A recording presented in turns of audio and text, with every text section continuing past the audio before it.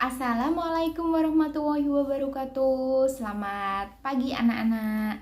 Masih semangat ya di semester 2 ini bersama B3, belajar bersama Bu Listi. Pada bab 1 semester 2 kita akan membicarakan tentang dinamika kependudukan. Coba kalian lihat gambar ini. Gambar apakah ini anak-anak? Ya, tepat sekali. Ini adalah gambar orang yang sedang mencari pekerjaan.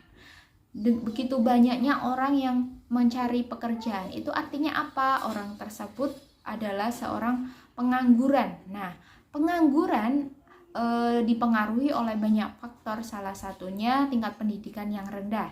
Nah, itu salah satu dari masalah kependudukan yang kita akan pelajari pada bab ini. Sebelum melangkah lebih jauh, kita harus tahu dulu arti dari penduduk. Penduduk adalah semua orang yang berdomisili di wilayah geografis Republik Indonesia selama 6 bulan atau lebih, dan mereka yang berdomisili kurang dari 6 bulan tetapi bertujuan untuk menetap. Nah, ini disebut dengan penduduk. Bu, kalau 3 bulan tujuannya menetap dikatakan penduduk? Enggak, harus 6 bulan ya. Dikatakan penduduk Indonesia itu harus 6 bulan. Nah, adapun tujuan pembelajaran hari ini yaitu peserta didik dapat mengetahui sumber data kependudukan. Nah, jadi pada video ini kita akan belajar macam-macam sumber data kependudukan ya. Harus tetap semangat di semester 2 ini. Pada video ini hanya akan membahas tentang sumber data kependudukan ya, anak-anak. Oke, di Indonesia sendiri sumber data kependudukan itu harus bersifat otentik. Artinya apa? Nah, artinya ya, data-data itu harus bersifat asli ya. Otentik harus bersifat asli guna untuk sebagai bahan pertimbangan pemerintah untuk mengambil kebijakan. Nah, sumber data kependudukan di Indonesia ada 3. Yang pertama ada sensus penduduk, yang kedua ada survei penduduk, yang ketiga ada registrasi penduduk. Nanti kita akan bahas satu persatu. Oke, untuk yang pertama tentang sensus penduduk. Apa sih sensus penduduk itu? Sensus penduduk adalah serangkaian kegiatan pengumpulan, pengolahan, dan penerbitan keterangan mengenai penduduk di suatu daerah atau negara dalam waktu tertentu. Itu disebut dengan sensus penduduk. Nah, sensus penduduk itu tidak dilakukan setiap tahun, anak-anak. Ya, hanya periode tertentu saja. Sensus penduduk di Indonesia sendiri dilakukan setiap 10 tahun sekali. Kalau sekarang tahun 2022, maka sensus penduduk akan dilakukan lagi tahun 2030. Adapun tujuan sensus penduduk yang pertama, untuk mengetahui perubahan penduduk dari waktu ke waktu, untuk mengetahui informasi tentang data kependudukan, untuk mengetahui jumlah sebaran kepadatan penduduk. Yang keempat, untuk mengetahui sumber dalam perencanaan dan penentuan kebijakan. Next ya, berikutnya jenis sensus penduduk di Indonesia sendiri ada 2, berdasarkan tempat tinggal penduduk dan berdasarkan metode pengisiannya. Jadi berdasarkan tempat tinggal penduduk itu ada 2 jenis sensus ya. Ini ada 2 jenis sensus. Yang pertama sensus de facto dan sensus de jure. Sensus de facto itu sensus yang dilakukan oleh petugas ya. Petugas tersebut mendata semua penduduk yang ditemuinya, entah itu penduduk asli atau penduduk yang hanya tinggal sementara waktu, semuanya dicatat. Sedangkan sensus de jure itu sensus yang dilakukan oleh petugas sensus hanya mencatat penduduk yang memiliki KTP asli. Jadi jika petugas sensus datang ke tempat sensus, ke tempat salah satu penduduk, dan penduduk tersebut memiliki KTP asli, maka akan didata. Sedangkan kalau penduduk tidak memiliki KTP asli situ, maka tidak akan didata.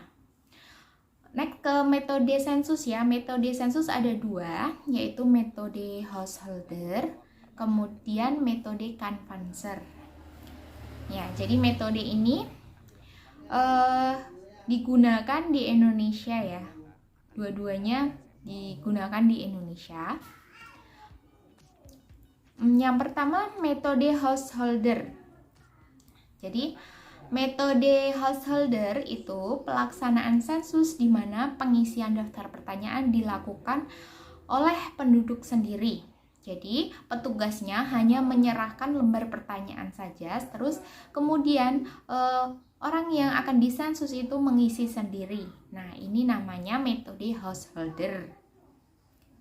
Ini petugas hanya menyerahkan selembaran pertanyaan ke orang yang akan disensus. Kemudian metode canvasser yaitu pelaksanaan sensus di mana petugas mendatangi tempat tinggal kemudian mengisi daftar pertanyaan.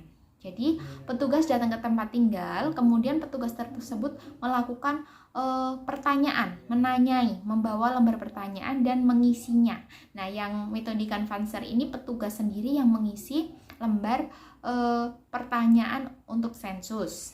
Ya, sensus penduduk di Indonesia sendiri sudah dilakukan 6 kali. Terakhir tahun 2020 dengan jumlah 203.000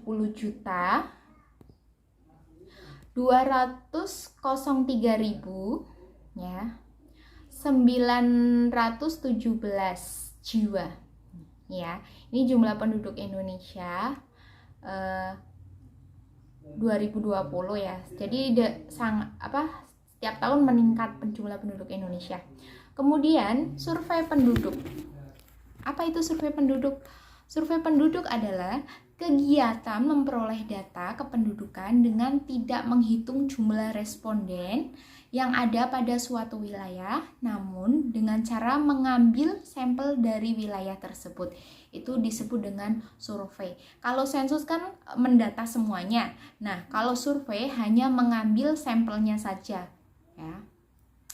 Survei itu harus ada 3 komponen yang harus ada. 1 ada surveyor, kedua responden, ketiga daftar pertanyaan. Bu, misal kalau respondennya nggak ada, dikatakan survei nggak? Ya jelas tidak ya. Bu, kalau daftar pertanyaan survei nggak ada, apa itu dikatakan survei? Tidak sama sekali. Jadi kalau salah satu komponen ini tidak ada, maka tidak dikatakan survei. Contoh survei Badan Pusat Statistik yaitu ya di Indonesia itu ada Susenas, Survei Sosial dan Ekonomi Nasional, kemudian ada Survei Angkatan Kerja Nasional, Sukarnas, Survei Penduduk Antar Sensus, dan Survei Biaya Hidup atau SBH. Ini yang ada di Indonesia ya, salah ini ada beberapa contoh. Kemudian yang ketiga ada registrasi penduduk, yaitu pencatatan kondisi penduduk yang dilakukan secara teratur dan berkesinambungan. Dalam metode ini, registrasi data yang dicatat berupa data kelahiran, data kematian, data perkawinan, data perceraian, data perpindahan penduduk, adopsi anak, dan lain-lainnya. Masih banyak lagi ya, itu namanya registrasi.